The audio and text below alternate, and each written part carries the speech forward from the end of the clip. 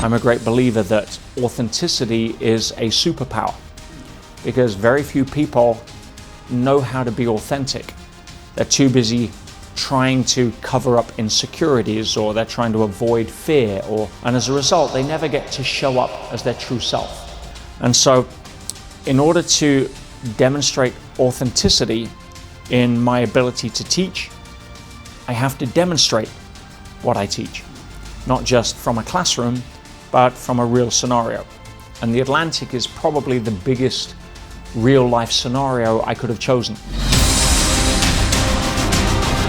And I firmly believe if you can't control your mind, you will never control your life.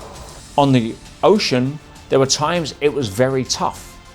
But instead of focusing on what I can't control, focus on what I can control. Most people focus on what's missing rather than what isn't. They focus on what they can complain about rather than what they can appreciate. If you focus more on what's right than what's wrong, you're going to get more of it over time and less drama. I've spent decades training my muscle. Train easy, fight hard. Train hard, fight easy. The harder you train, the easier to use the muscle is. What did you find out? Are you still qualified?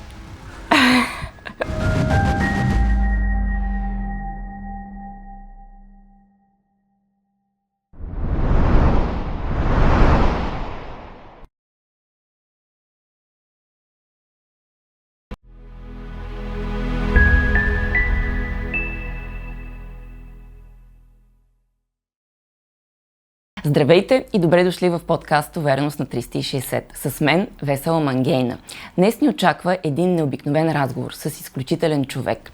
Гостът ми е един от най-влиятелните лектори на планетата. Истински майстор на човешкото поведение и човешката психология. Носител на множество награди. Автор на книгата "Въпреки всичко".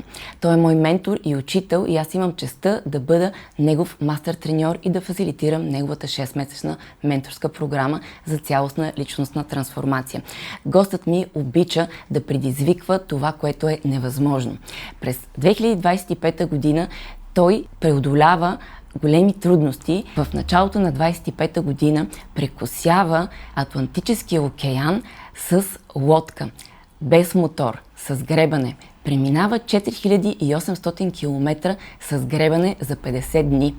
По-късно същата година завършва успешно маратон от 43 км на Северния полюс, където бяга върху плаващи ледени блокове. С него ще си говорим какво го мотивира да преминава през всички тези изпитания, кои са уроците, които е научил, на които иска нас да ни научи, за да не преминаваме и ние през тези трудности.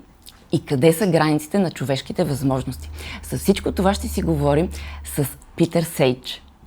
Hi Peter, welcome to my studio of confidence at 360. For me it's a real pleasure and complete privilege to be here in my studio. Welcome. Oh, well, thank you. The honor is mine. It's wonderful to be here, and I'm sure today we're going to hopefully inspire some people and help people that are watching. Yeah, this is my objective actually. I really want to inspire people based on your real life experience because what you're teaching people, you're not only teaching this, you're living this. And I want to start with your most recent experiences.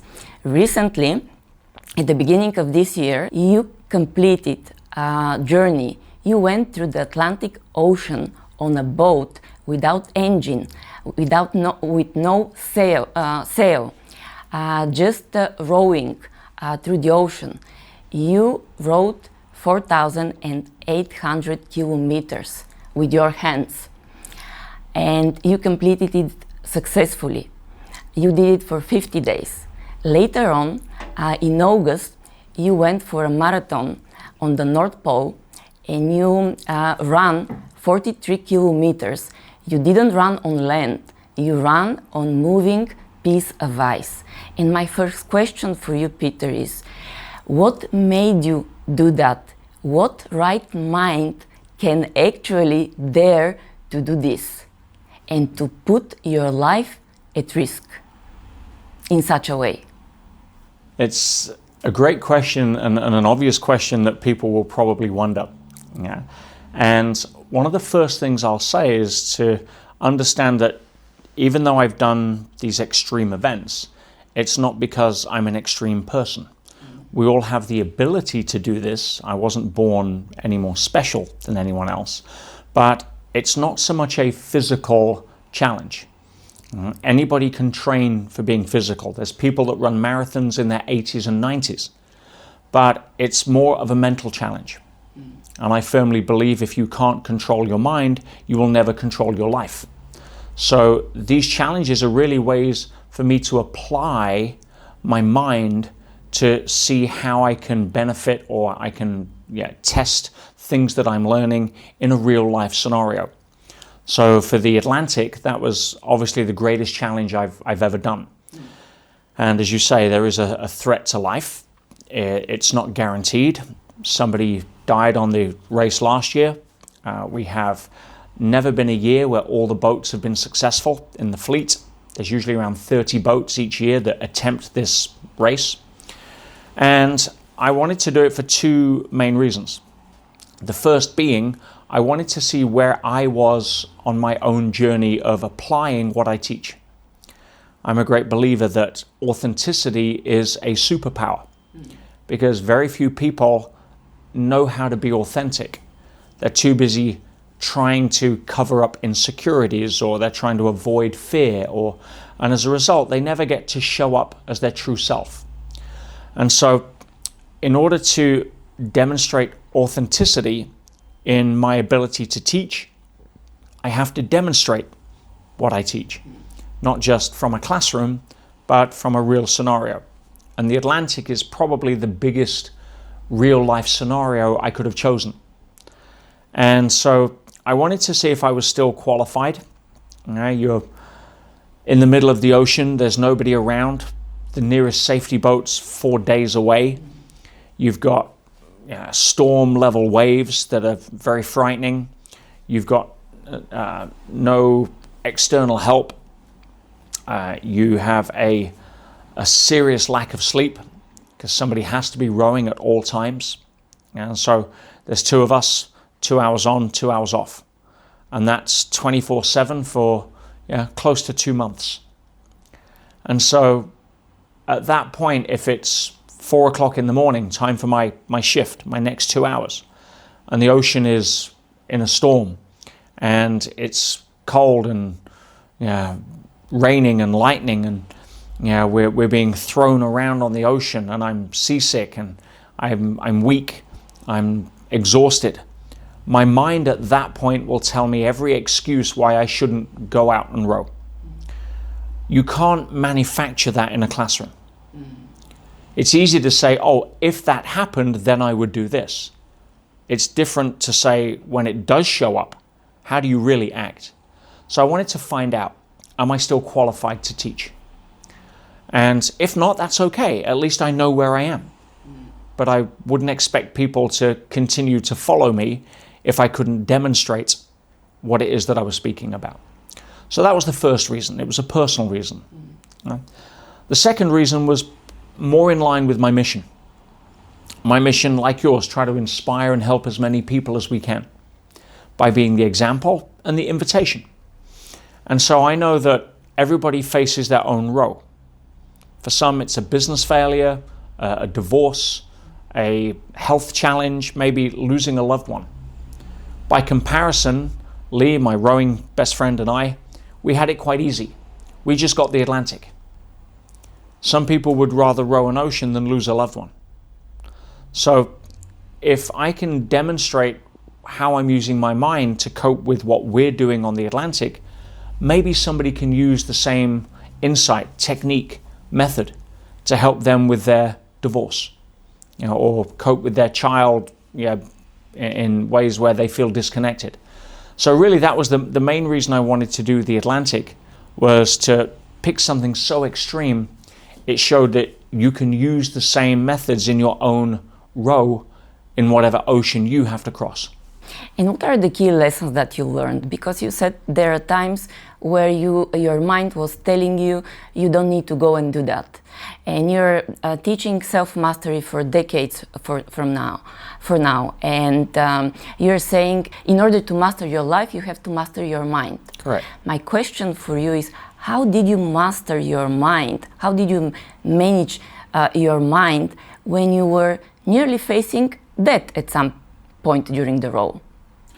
Well, if we use the body as a physical analogy, the mind is non-physical. If we use the body as a physical equivalent, how do you train your body? You put it in the gym consistently. And your body is programmed to adapt to its environment. If you put it in McDonald's, it will adapt. If you put it in the gym, it will adapt. It doesn't get to choose whether it adapts. It just does. The choice is down to you as to which environment you put it in. It's the same with people's minds. If you don't choose to train your body, it's going to show. If you don't choose or make better choices as to what diet to eat, it's going to show. Now, when it comes to your mental health, how do you develop mastery of your mind?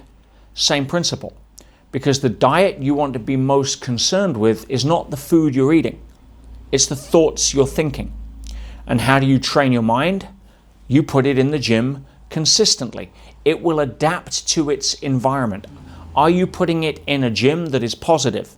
Are you reading books that inspire you or distract you?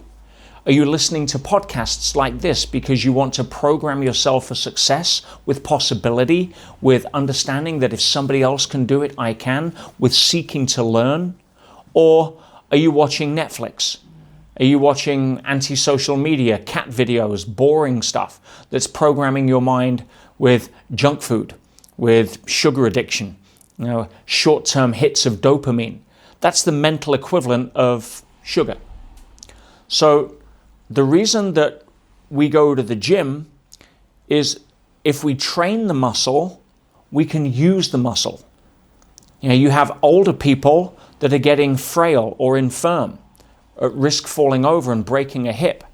And you have people the same age that train their body, their strength, and they can lift the shopping into the car. They can lift up their grandchildren above their head. Because they have trained the muscle, now they can use the muscle.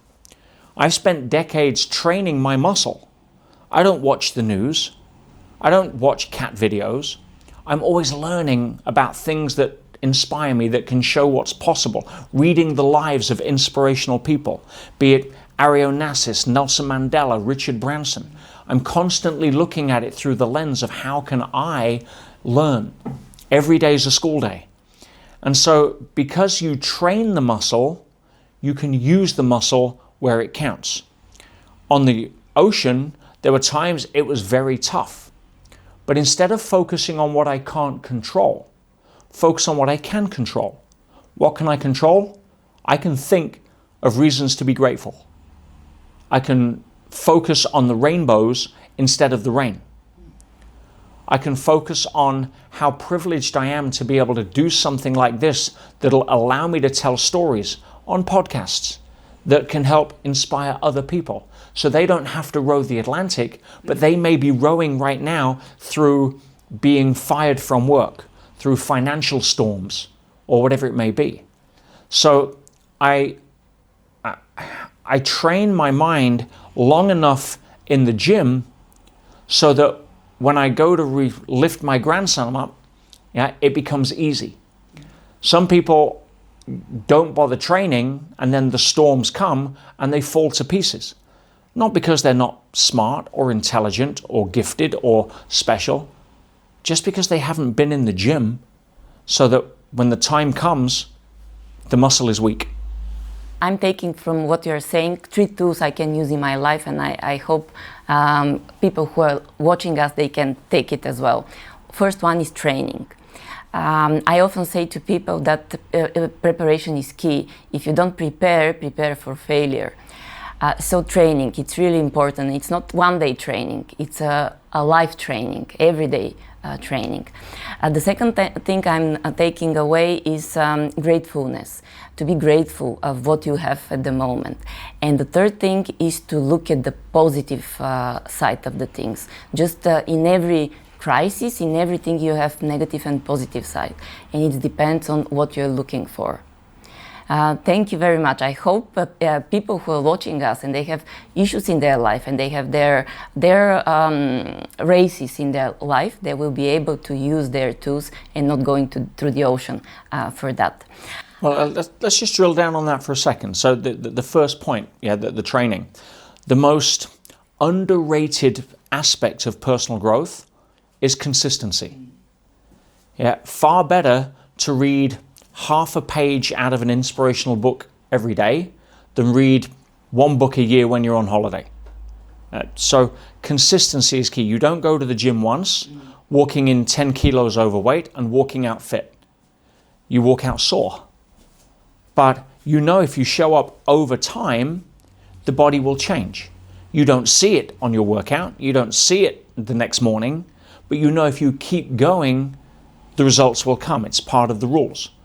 If you focus on abundance thinking rather than scarcity thinking, you won't see money after your first exercise. But if you do it over time, things have to change. It's the rules.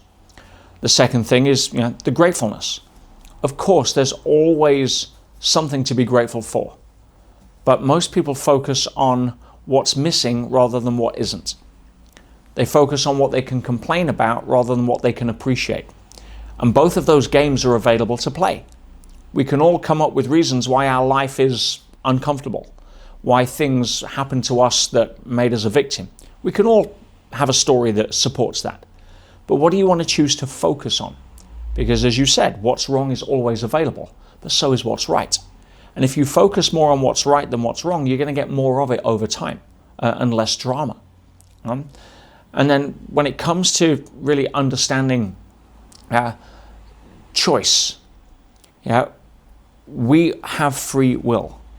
We can choose how we want to apply ourselves. We can choose whether we want to take the fries or the salad. That's a choice, and choices have consequences. And so when it comes to understanding the basic principles, consistency is key. There's always something to be grateful for. And what you choose to focus on is going to determine the quality of your life. Not what's actually happening, but what you choose to tell yourself about what's happening.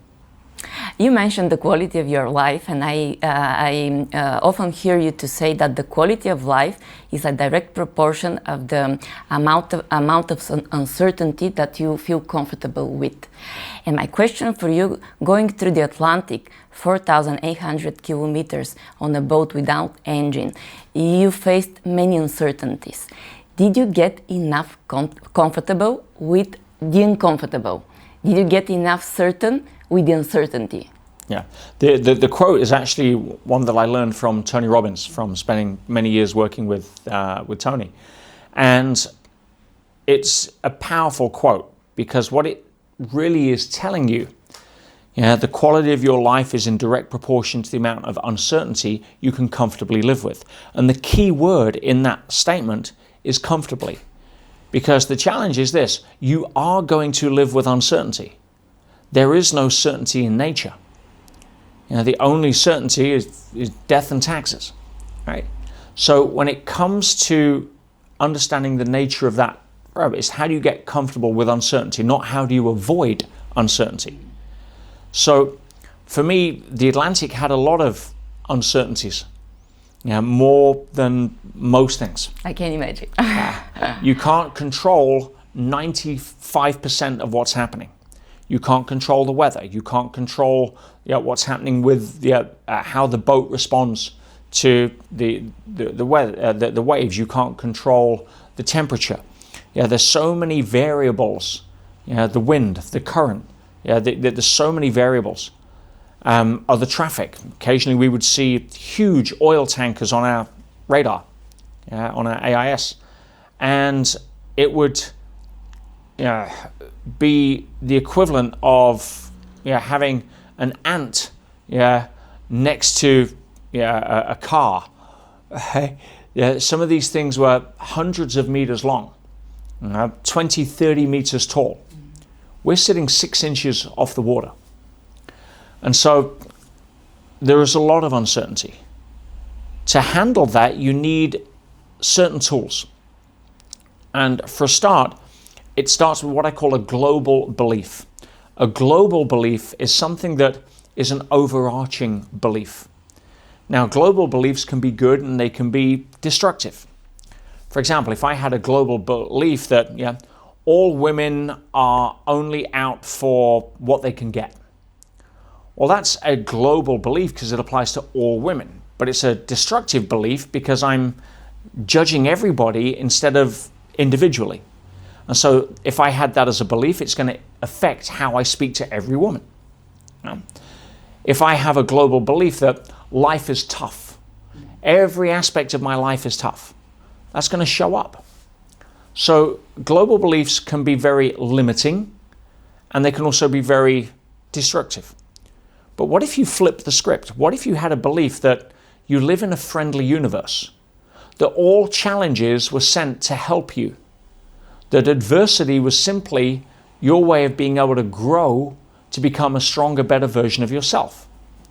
Because if you believe you live in a friendly universe, then if there's uncertainty out there, you don't feel as bad. Because whatever happens, it's going to be for my benefit. There were times on the Atlantic where I had to get in the water under the boat. And there were times where that was a very dangerous thing to do. I was forced to do it sometimes in a raging sea because we had problems with the rudder and other things. And so I remember calling my partner on the satellite phone saying, we've got to go under the boat. I've got to go under the boat. Tomorrow morning, first light. Can't do it in the dark, it's too dangerous. But the sea is being really nasty, really violent.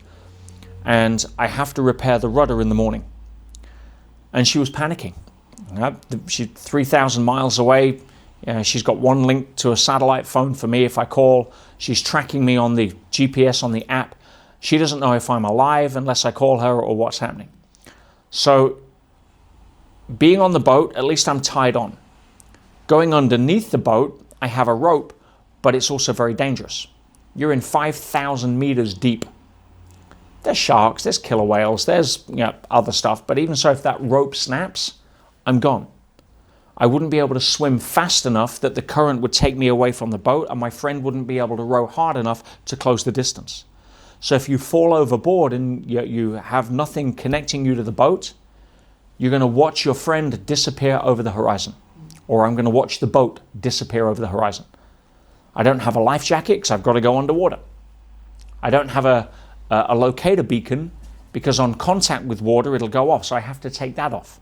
So there's many risk factors while I'm under the boat trying to repair. I don't have oxygen, I've got to hold my breath. So there's a lot of risk factors. So I explained to my partner, look, tomorrow morning, in a few hours when it's light, I've got to go under the boat in a very dangerous sea. She was panicking, naturally. And I'm like, honey, you need to focus. Because if you believe that we live in a friendly universe, then you'll believe that it'll take care of me. And just having that calm energy can influence probability. I'm going to go to sleep in the next few hours. I'm going to be grateful that I've already gone under the boat and I've come back and it was okay. Because I want to put that energy out there. Because I'm dealing with that situation. So I have to go to bed feeling really happy and grateful. You're going to bed, if you're feeling worried, my energy is not only helping to calm the sea, but now it's got to deal with your counter intention. So it's one thing being in the classroom saying, oh yes, if the storms come, I'll smile. This is a real situation. And I need you to go to bed tonight feeling grateful, not scared. You've built the muscle. Every morning you do your meditation. I see you. Now it's time to use the muscle. Because, train easy, fight hard. Train hard, fight easy. You've been training hard, but now you've got to fight. So she understood, and she went to bed that night, trying to feel as grateful as she can to put in the positive energy. Positive energy added to positive energy amplifies. We call it constructive interference in silence. It's the law of resonance. If she's got a negative energy and I'm having a positive energy, that's destructive interference, and it will neutralize, depending on which is stronger, or reduce. So we had to have constructive interference working for us, and I was able to go under the boat, and I'm still here. Okay. But it's a real scenario. I loved what you said. It's one thing to train the muscle, and it's another thing to use the muscle. The harder you train, the easier to use the muscle is. I love this. And I can imagine, actually I'm not able to imagine what you went through, but when you were there under the boat, in the water, with all those risks that you just explained to me, how did you manage to control your mind in that moment? I understand preparation is something that you're doing through the whole of your life, but you're literally facing death there. How you actually control your mind at that specific moment? You said that you're focusing on the positive, you're focusing on the universe, whether it is friendly or hostile, but I just cannot imagine what man can do that, and I'm sure you faced that several times, more than one time. I had a sense that it wasn't my time. I was here to do more work, but if it was my time, I'd have to accept that. But there's an old phrase in religion that says, I can tell the size of your worry list by the size of your relationship to God. If you have a high relationship to God, a large relationship, you have a small worry list. If you have a small relationship to God, you have a large worry list. I love that. So my relationship to, call it the universe, I'm not religious, but I am very spiritual. I recognize the divinity of spirituality without the rules and the dogma and the institutional impression of religion. So, my father was an atheist. My mother was a special minister for the Catholic Church. I've seen both sides. But somebody asked Einstein, you look around, how can you believe in God? Because they're using their sense data to try to find him. He said, well, I look around and think, how can you not believe in God? He sees the magic. So again, what do you choose to focus on? So I choose to focus on the fact that there is something bigger than us that is designing this incredible experience that we have the privilege of being in, called life. And so my relationship with the universe, with divinity, with infinite intelligence, pick a label. It's only labels. My relationship with that is the one that I trust it's taking care of me. Sometimes you've got to be tested on that trust. And what better way to do that than put yourself in a real situation?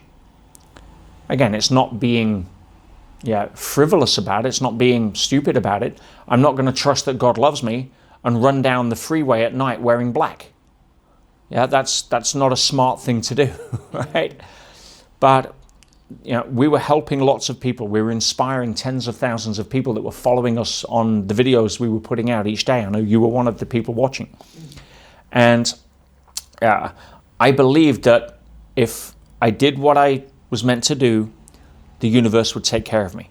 And that's what you have to focus on, being under the boat, holding onto the grab rail, being lifted out of the water 2 feet and slammed underneath, with virtually no strength. Being under there for a long time, trying to fix this rudder, and finally getting onto the boat and throwing up seawater. And it was exceptionally tough. But at no point was I worried. And even if it was my final scene in the movie, I'd have to be okay with that. I knew the risks. There's no guarantees. There's no guarantees in life. That's why people who are trying to control the uncontrollables have more than a tough time. They're always stressed. They're trying to control everything that is impossible to control. What can you control? Your mind. You can control what you do with your body. Everything outside of that, pretty tough to control. So let go of the need for control and focus on, hey, I can choose to think that I'll be protected. So let's go in, and with that energy, I'm in better shape. No guarantees, but at least I'm in better shape. I loved what you said about the trust, and I loved what you said about the control. I cannot control the waves, I cannot control the weather, I can control my mind. Many people in today's world, they're trying to control the outer world, to control everything in their life and to change the outer world rather than changing your inner world. And this is one of the core principles in your teachings. And the program that you've gotten, I'm a trainer and I'm training that program, is Elite Mentorship Forum. One of the basic principles is that the outer world follows the inner world. So if we want to start from somewhere, we have to start from inside and changing from inside. Tell me more about the trust and how people can switch their mind and start trusting the universe. Whether it is God or something else, but because they don't trust, they trust themselves only, and that's why they get into the control and they want to control everything. But how can people get on the track where they can trust more everything that is happening around themselves, rather than trying to control everything? Because this is exhausting, as you said, it's very exhausting. Start small and amass evidence. See, one of the most important journals I invite people to keep is what I call a journal of positive confirmation. And so it could be a case of, I'm going to focus positively on getting the parking space near the supermarket. And you pull up and parking space becomes available. Now, control freaks would call that coincidence. But I like this. You would say, well, no, that's just evidence that I can trust the universe. So you write it down. And eventually what happens is, the more examples that you write, the more you become aware of what's happening. And at some point when it gets bigger requirements, I have to trust that I've lost my job, but I'll be taken care of, that I will find another one, that I'm not panicking. And you look at your journal and you see the last 20, 30 things that you trusted the universe to help you with, and you think, oh, it delivered on all of them. And that makes it easier to start trusting the bigger things. So if you're struggling, you start small. And then you collect the evidence and you start building from there. And if you do that for a period of a year, you're not going to need to write anything down anymore, because you're so convinced that the universe is taking care of you that no one's talking you out of it. It's like, I know how to work with the non-physical. I understand the rules. Why? Because I've seen the evidence of how I apply it so often that I don't care what some left brain, outer world focused materialist tries to talk to me about. You're not talking me out of it. I've got too much evidence. It's like, oh, I can't start a business because I'm too old. No, that's just insecurity. I've seen too many people start businesses in their 70s and 80s for you to tell me that, to get me to believe what you're saying. Oh, I'm too young. We're going to know Valentina, who went through the Elite Mentorship Forum when she was like 11 years old. I saw her yesterday. What an amazing woman. Oh, I'm too young for that. I'm only 15. You can't tell me that. I've got evidence to the contrary. Oh, it won't apply to me. Sorry, I've seen it apply to everybody. Every age, culture, background, victim story, doesn't matter. We're made of the same stuff. So you can't convince me about your insecurities and your excuses that you're trying to project so you get agreement, so you can feel better about your own lack of progress. You can't talk me into it. Why? I've got too much evidence to the contrary. So what you want to set up is, how can your doubts not talk you out of your potential because you've got too much evidence to the contrary?